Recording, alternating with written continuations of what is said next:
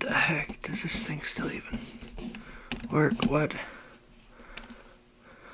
Oh, look, it does work. Hello. No, I'm just kidding. That's kind of cheesy. But, anyways, short intro. Haven't seen in a hot minute. But my good friend Connor gave me an idea to vlog during the month instead of trying to vlog for a specific video and then you edit it throughout the month and then post it, and that's your kind of vlog. And I was going to try that.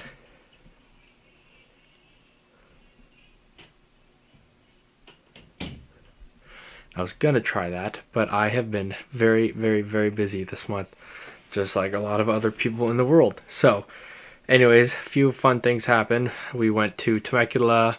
I'm started working full time. I'm doing some side projects. I'm doing school.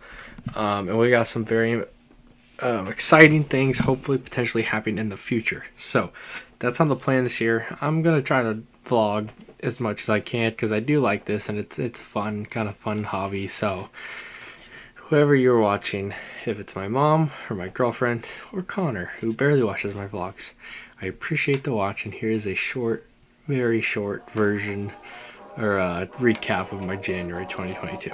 See you guys in the next video. Peace.